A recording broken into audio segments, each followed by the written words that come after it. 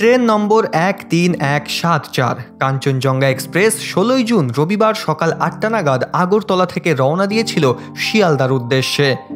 কিন্তু 17 তারিখ সকাল 8টা 45 নাগাদ দার্জিলিংয়ের রাঙাপানি স্টেশন পেরোতেই নিজ বাড়ি এবং চটেরহাট স্টেশনের মাঝামাঝি ফাঁসি দেওয়া নামক একটি জায়গার কাছে পেছন থেকে তীব্র গতিতে আসা একটি মালগাড়ি আচমকায় কাঞ্চনজঙ্ঘা এক্সপ্রেসের ধাক্কা মারে।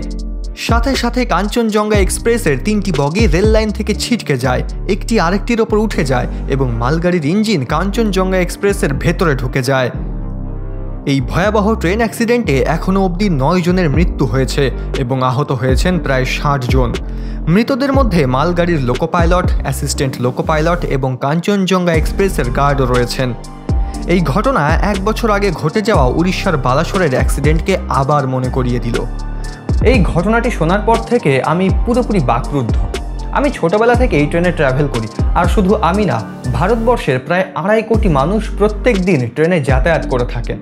ভারতের রেল নেটওয়ার্ক 1,15,000 কিলোমিটার জুড়ে বিস্তৃত।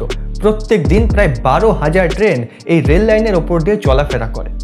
তাহলে ভারতের এই লাইফ লাইনে কেন বারবার এত বড় দুর্ঘটনা ঘটছে? কার গাফিলতিতে এতগুলো মানুষের জীবন চলে গেল? রেলের প্রাথমিক তদন্তে কিছু চাঞ্চল্যকর তথ্য উঠে এসেছে। আসলে সোমবার ভোর থেকেই রাঙাপানি এবং চটেরহাট অংশে অটোমেটিক সিগন্যাল ব্যবস্থা বিকল ছিল, তাই ওই অংশে ট্রেন চলাচল হচ্ছিল পেপার লাইন ক্লিয়ারেন্স টিকিটের মাধ্যমে। রেলওয়ে সিস্টেমে এই পেপার লাইন ক্লিয়ারেন্স তখন ব্যবহার করা হয় যখন অটোমেটিক সিগন্যাল ব্যবস্থা বিকল থাকে। রেলের দাবি, অটোমেটিক সিগন্যাল অকেজে হওয়ায় কাঞ্চনজঙ্ঘা এবং মালগাড়ি এই 2 ট্রেনের চালক এবং গার্ডকে ওই পেপার লাইন ক্লিয়ারেন্স দেওয়া হয়। রাঙাপানি স্টেশনের স্টেশন মাস্টারই এই অনুমতি দিয়েছিলেন। ফ্রম TA 912, যেটি কাঞ্চনজঙ্ঘা এক্সপ্রেস এবং মালগাড়ির 2 চালককেই দেওয়া হয়েছিল, সেটিতে উল্লেখ ছিল যে কোন কোন সিগন্যাল ট্রেনের চালক ভাঙতে পারবে, এমনকি কোথা থেকে কোথা অবধি এই অনুমতি বহাল থাকবে তারও উল্লেখ ছিল। এই পেপার লাইন ক্লিয়ারেন্স টিকিট পেলে ট্রেন চালকরা সিগন্যাল লাল থাকলেও নির্দিষ্ট গতিতে ট্রেন চালাতে পারেন। তাহলে কি মালগাড়ির চালক সেই কাগজে লেখা নির্দেশগুলি মানেনি? রেল সূত্রে আরও দাবি করা হয়েছে যে রাঙাপানি থেকে চটেরহাট পর্যন্ত মোট 9টি সিগন্যাল ভাঙার অনুমতি ছিল মালগাড়ির চালকের কাছে, কিন্তু অনুমতিপত্রে এটা লেখা ছিল যে চালককে অবশ্যই নজরে রাখতে হবে লেভেল ক্রসিং গেটগুলির ওপর। যদি লেভেল ক্রসিং গেট বন্ধ থাকে তবেই ট্রেন চালিয়ে নিয়ে যেতে পারবেন তিনি। গেট খোলা থাকলে তার আগেই ট্রেন থামিয়ে দিতে হবে তাকে। নিয়ম অনুযায়ী পেপার সিগন্যালে ট্রেন চালানোর সময় ট্রেনের গতিবেগ দিনের বেলা 15 কিলোমিটারে রাখতে হয়। একই সঙ্গে আগের ট্রেনের সাথে দূরত্ব 15 মিনিটের বজায় রাখতে হয়। আর যদি রাতের বেলা হয় বা কুয়াশা থাকে তাহলে এই দূরত্ব 10 কিলোমিটারে নামিয়ে আনা হয়। কাঞ্চনজঙ্ঘা এক্সপ্রেস সকাল 8:27 রাঙাপানি স্টেশন পার করে, আর মালগাড়ি 8:42 রাঙাপানি স্টেশন পার করে। এক্ষেত্রে দুটো ট্রেনের মধ্যে সময়ের পার্থক্য 15 মিনিট ছিল, কিন্তু তারপরেও ঘটে যায় এই ভয়াবহ দুর্ঘটনা। তীব্র গতিতে আসা মালগাড়ি পেছন থেকে ধাক্কা মারে কাঞ্চনজঙ্ঘা এক্সপ্রেসে। এক্ষেত্রে মালগাড়ির চালক এই নিয়ম সম্পূর্ণ মেনে গাড়ি চালাচ্ছিল কিনা সেটা নিয়েই প্রশ্ন রয়েছে। রেলকর্মীদের মধ্যে অনেকে মনে করছে যে মালগাড়ির চালক নিয়ম না মেনে বেশি গতিতে গাড়ি চালাচ্ছিল, যার জেরেই এই দুর্ঘটনা ঘটে। আবার অনেকে মনে করছে কাঞ্চনজঙ্ঘা এক্সপ্রেস হয়তো মাঝে কোথাও কিছুক্ষণের জন্য দাঁড়িয়েছিল, এটিও দুর্ঘটনার একটি কারণ হতে পারে। এখন আপনারা অনেকে ভাবছেন, তাহলে কবচ সিস্টেম কোথায় গেল? কবচ সিস্টেম কি তাহলে কাজ করেনি? তাহলে আপনাদেরকে জানিয়ে রাখি যে এই ট্র্যাকে বা ট্রেনের ইঞ্জিনে কোনো প্রকার কবচ সিস্টেম ইনস্টল ছিল না। আচ্ছা, অ্যাক্সিডেন্ট নিয়ে তো কথা বললাম, কিন্তু এর সলিউশনটা কি? প্রতি বছর এরকম ভয়ানক ট্রেন দুর্ঘটনা কেন ঘটছে? ভারতের একজন দায়িত্ববান নাগরিক হিসাবে আমার এবং আপনাদেরও এর সলিউশনের বিষয়ে ভাবা উচিত এবং প্রশ্ন করা উচিত। কারণ আজ হয়তো আমার বা আপনার পরিবারের কেউ ট্রেন দুর্ঘটনার শিকার হয়নি, কিন্তু ভবিষ্যতে যে এরকম ঘটনা ঘটবে না তার কি কোনো গ্যারান্টি আছে? সলিউশনগুলির মধ্যে প্রথমে আছে কবচ। কবচ পুরোপুরি ভারতের রিসার্চ এবং ডেভেলপমেন্টের দ্বারা তৈরি একটি স্বদেশী সিস্টেম। এই সিস্টেমটি হচ্ছে অটোমেটিক ট্রেন প্রোটেকশন সিস্টেম। সিস্টেমটা কিছুটা এরকমভাবে কাজ করে। ধরুন কোনো লোকো পাইলট মানে ট্রেনের ড্রাইভার কোনো সিগন্যালকে জাম্প করে ফেললো, তাহলে সাথে সাথেই এই সিস্টেমটা অ্যাক্টিভ হয়ে যায় এবং পুরো ট্রেনের কন্ট্রোল নিজের হাতে নিয়ে অটোমেটিক ব্রেকিং সিস্টেম অন করে দেয়।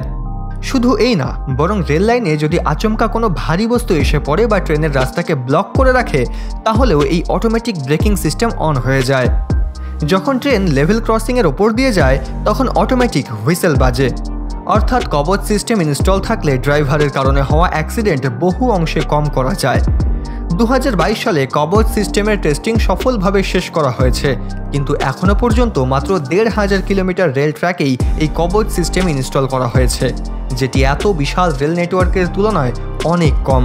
রেলওয়ের আশ্বাস যে আগামী 4-5 বছর লেগে যাবে রেলওয়ে ট্র্যাকগুলিকে সম্পূর্ণ কবচ দ্বারা সুরক্ষিত করতে, কিন্তু এই কাজের গতি আরও বাড়াতে হবে। দ্বিতীয় হচ্ছে ইন্সপেকশন মানে পরিদর্শন।